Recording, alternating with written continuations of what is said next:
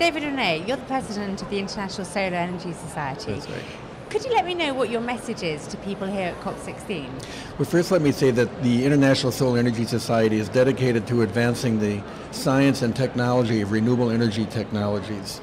And our message here at the COP16 is to encourage governments to recognize that renewable energy is a key to climate recovery, and that our technologies are really very important to be deployed throughout the world, and that we need the support of governments in their policy making, and also state and local governments, or provincial and local governments as well, to establish a kind of policies that are really going to help stimulate the growth and rapid expansion of these technologies. What kind of policies are we talking about? I mean, are we subsidies, feed-in tariffs? Where are we going with this? Well, actually, there's a number of policies that will work depending upon the maturity stage of the technology. Our society believes very strongly, and we're going to be organizing a side event on this, at a global feed-in tariff mechanism where some kind of a global fund is available to allow for feed-in tariffs for different countries to stimulate development in their country is a good role for governments, national governments, to be looking at. So one of our objectives here at the conference is to work with some other like-minded organizations like ISES to promote global feed-in tariff concept. How would that work with the poorer countries? I think what would happen is that poor, less developed countries would be able to have access to resources to allow for the formation of a feed-in tariff within their country that they otherwise normally could not pay off. In other words, the feed-in tariff would provide an incentive for developers to come into the country because it would help pay down the cost of the project. And normally, the developing countries don't always have the resources to provide that kind of a feed-in tariff like the developed countries have. So this would be what a global feed-in tariff would do, is to help stimulate development in developing countries using that concept. Okay, and so what steps would have to be taken to make all this possible?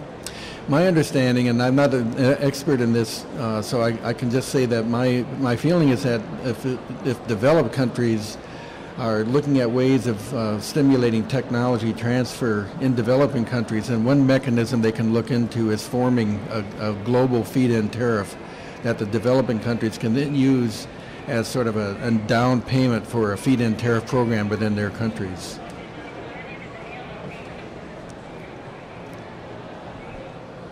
So in terms of actually moving this on a step in technology transfer, what could happen now at the negotiations? Well, I think in the negotiations there's a number of steps that can be taken.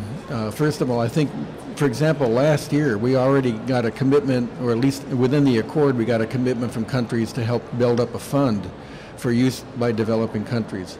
And perhaps one of those, a portion of that fund could be used to formulate a feed-in tariff. So I think that would be one of the first steps, is just for the developed countries to agree to contribute part of their funds for developing countries to a feed-in tariff. Okay. A lot of people say there's more money in renewable energies than renewable energy makes out, and that actually it should stop waiting for handouts and organise itself as an industry. How do you feel about that?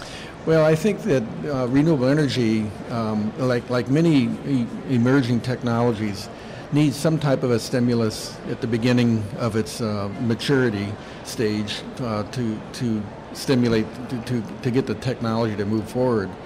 I believe in many cases now, for example, with the photovoltaic technologies, that they are maturing as an industry, and that the government handouts, or stimulus, is whatever you want to call it, is not going to be as critical. I think as long as the incentives are provided in a very smart way, so that it's removing critical barriers that keep industry from moving forward, then I think those are the types of stimulants that we need to find. We don't want just handouts. We want smart subsidies in a way that kind of gets the technology to become mature.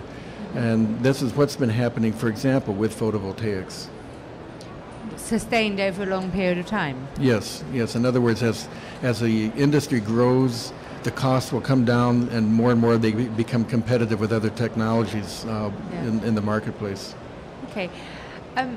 What do you think are the most exciting developments at the moment in solar technology? In the solar industry? Yeah. Well, certainly the growth of the concentrating solar power industry is very exciting.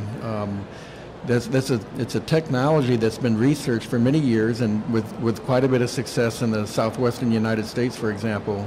But to see the industry emerging over the last 5 years or so, and to see the number of projects that are coming to fruition all around the world where we have very sunny environments is very gratifying to see. And I think that technology is going to continue to boom over the next dozens of years. Is this where you store solar power at night?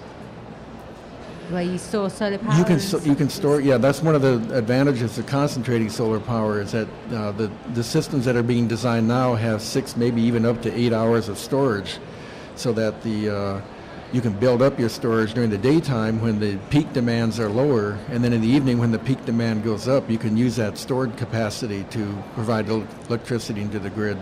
Okay. And what do you think are your challenges as an industry over the next 12 months? Well, I think certainly the global recession is a challenge to all industries. I think the willingness of governments and especially local governments to continue to support these technologies, to recognize the long-term value that they provide us, to recognize that they are a key to climate recovery, and that they ensure energy security and local economic growth and development. All has to remain in place so that the governments maintain favorable policies for these technologies, even when the economic situation overall can be kind of difficult for that to happen. I think it still needs to happen. You don't worry that you're creating an industry which couldn't exist unless it had state support? Well, I think the industry, like I said, the industry will need government assistance, will continue to need it in certain ways. I mean, virtually all energy industries in some way or another get some kind of a government support, so I think renewable energy technologies is no exception to that.